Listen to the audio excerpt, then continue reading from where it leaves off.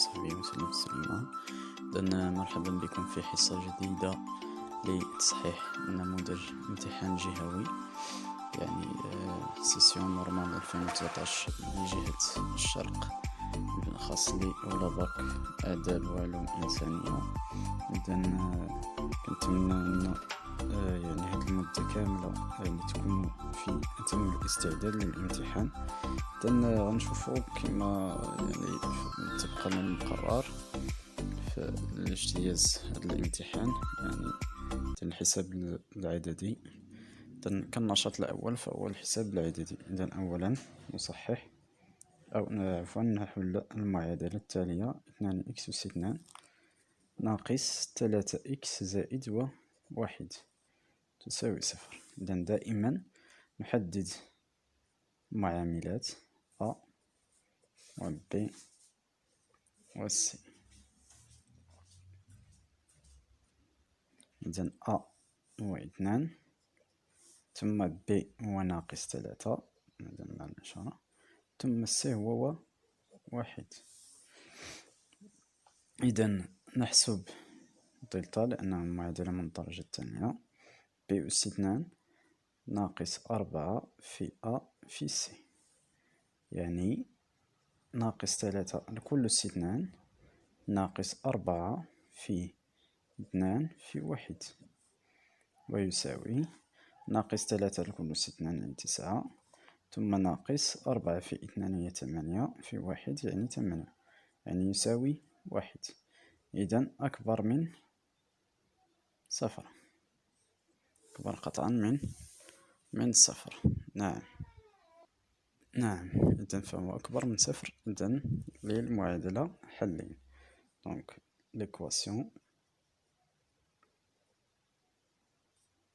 admet deux solutions. لازم. إذن الحل الأول إكس واحد يساوي ناقص ب زائد جذر دلتا على 2 أ،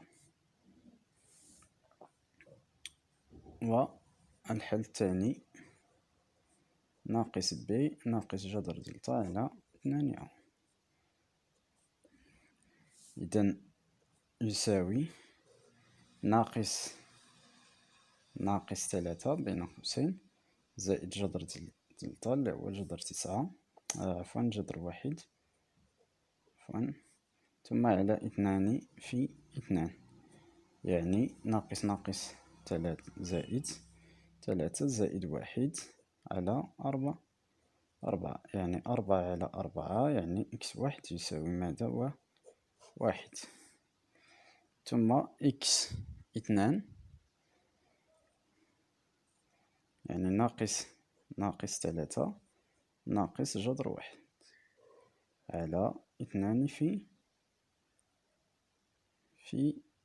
2، يعني 3 ناقص واحد على 2 على 4 عفوا، يعني 2 على سيعطينا 2 على 4، يعني إكس 2 يساوي واحد على 2.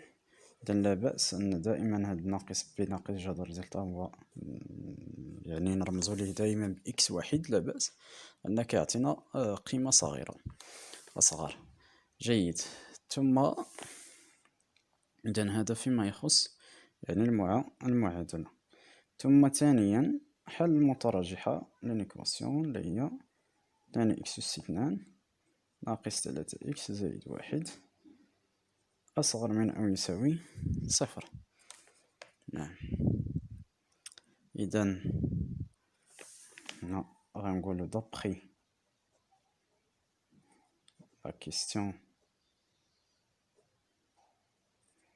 نيميرو 1 عندنا هاد ليكواسيون اللي درناها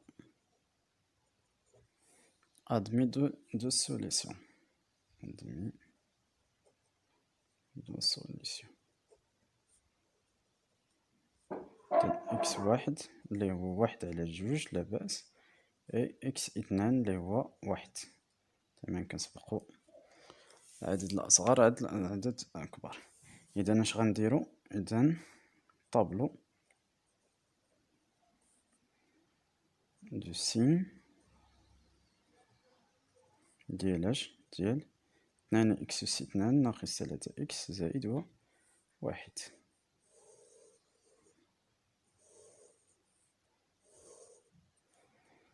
إذن إكس، ثم هنا المعادلة ولات ثلاثية الحدود، ثم ناقص ما لا نهاية حتى لواحد على جوج الحلول، ثم واحد حتى زائد ما لا نهاية إذا كان أكبر من صفر.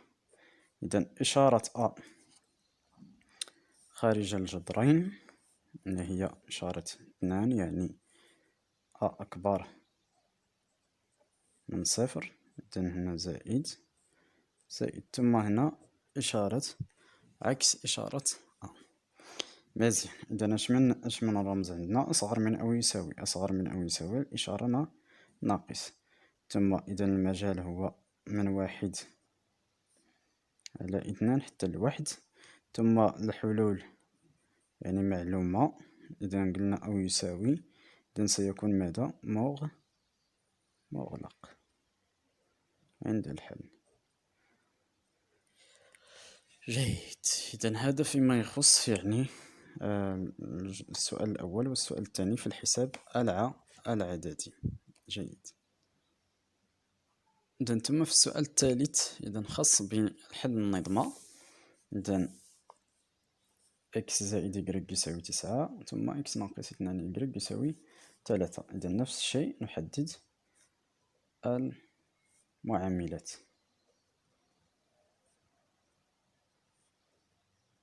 إذن أ واحد، ثم أ بريم واحد، ثم بي واحد، ثم بي بريم ناقص 2، ثم سي هو 9، ثم سي بريم هو 3. نعم. جيد. إذن اش غنديرو؟ غنحسبو المميز لو ديتيرمينون دي اللي هو أ بريم بي بريم سي خلف صفر، يعني واحد ناقص 2. ثم علاقة أو طريقة غرامر، واحد في ناقص 2 ناقص واحد في واحد،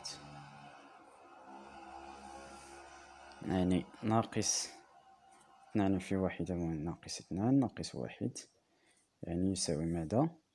ناقص 3. يساوي ناقص 3، وهو يخالف صفر. جيد. إذا كان يخالف الصفر إذن غنحسبو ماذا؟ إكس و إكغيك.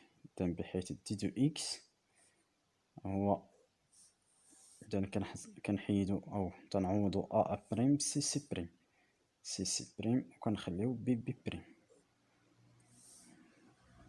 إذن يساوي 9 3 ثم واحد ناقص 2. إذن 9 في ناقص 2 ناقص 3 في واحد، يعني يساوي ماذا؟ ناقص 18 ناقص 3، يعني يساوي ناقص كم؟ 21. مزيان. إذن إكس كيساوي ماذا؟ ديدو إكس على دي، يعني ناقص 21 على ناقص 3، يعني يساوي 7.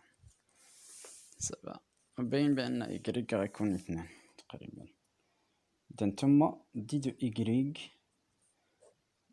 كنخليو أ بريم وكنعوضو بي بريم سي بريم.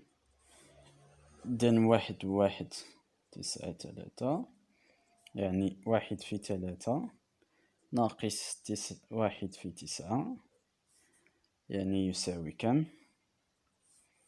3 ناقص 9 يساوي ناقص 6. مزيان. إذن إكغيك يساوي ماذا؟ ديدو إكغيك على دي، يعني ناقص 6 على ناقص 3، يعني يساوي 2. و2 زائد 7 يساوي 9، ثم 7 ناقص 4 يساوي 3. إذن هنا اس هو الزوج ماذا؟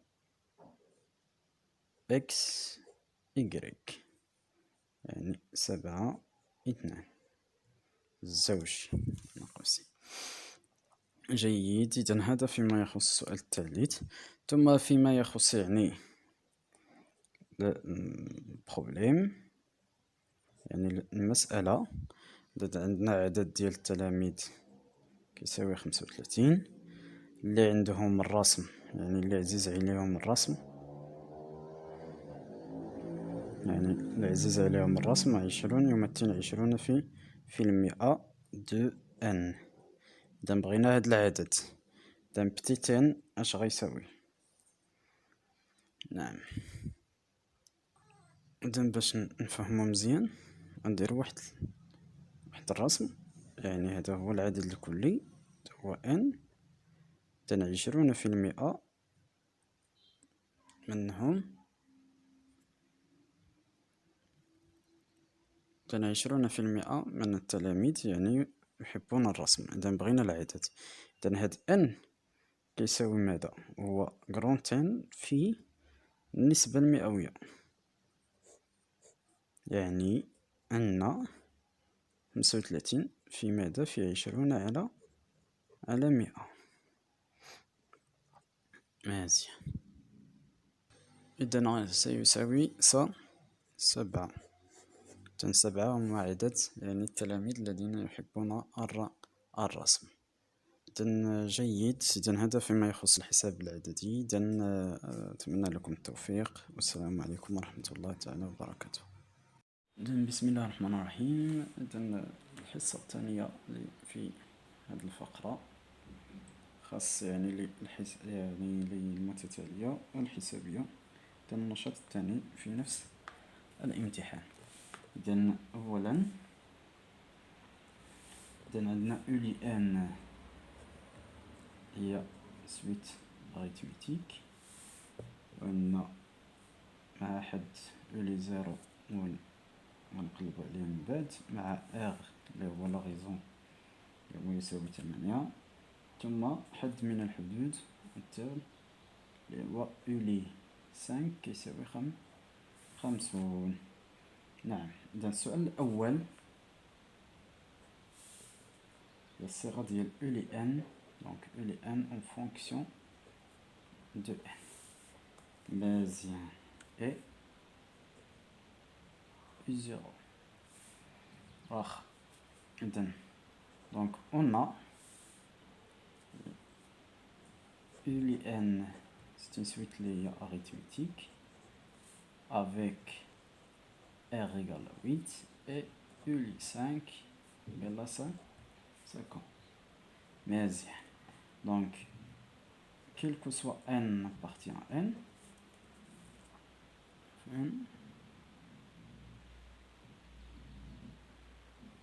donc quel que soit n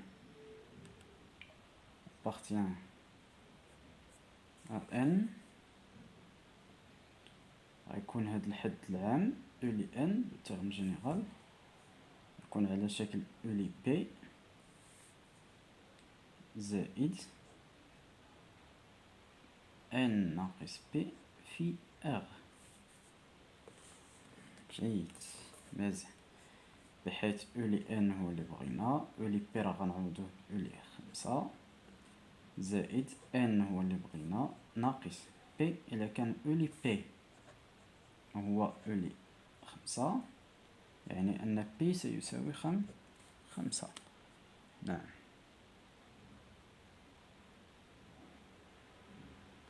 بي سيساوي 5. ثم في ار اللي هو 8. مزيان، إذن أولي ان كيساوي ماذا؟ أولي 5 هو 50 زائد 8 في ان ناقص 8 في 5 اللي هو 40، يعني أن أولي ان كيساوي ماذا؟ 50 ناقص 40 هي 10 زائد 8 ان، quel que soit n appartient à n. نعم، جيد، إذن هذا فيما يخص يعني السؤال الأول. ثم بغينا أولي صفر، دونك أولي صفر غيساوي ماذا؟ 10 زائد 8 في صفر، يعني يساوي 10. كطريقة ثانية هنا عندنا أولي 5 أولي 0. دونك يعني 50 غيساوي ماذا؟ غيساوي أولي 0 اللي بغينا زائد 50 ناقص 0 في 8. يعني 50 كيساوي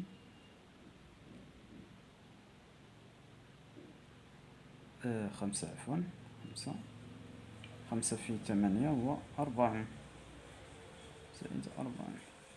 يعني أن أولي 0 كيساوي ماذا؟ 50 ناقص 40 يعني يساوي 10. نعم، طريقتان سهلة. ثم السؤال الثاني ب، بغينا نحسبو أولي 20.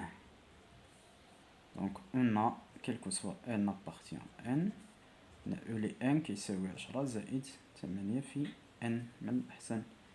أولي 20 كيساوي 10 زائد 8 في 20 يعني يساوي ماذا؟ 8 في 20 هو إذن هو 160. 160 زائد 10 170. 170 مزيان. ثم السؤال الأخير خصنا نحددو يعني n بارتي n بحيث أولي n كيساوي 178. يعني خص 178 يكون هذا حد من الحدود. إذا قلنا أولي n يعني أولي n هو 10 زائد 8 n يساوي 178. يعني أن 8 n يساوي 178 ناقص 10 يعني يساوي 168. 8 يعني n يساوي 168 على 8. مزيان. إذا و 168 مقسوم على 8 هو 21. هو عدد صحيح طبيعي. جيد. إذا هذا فيما يخص يعني هذا الامتحان، هذا في الجزء ديال الحساب العددي ومتتاليات. إذا أتمنى لكم التوفيق. إلى الحصة المقبلة إن شاء الله. السلام عليكم ورحمة الله وبركاته.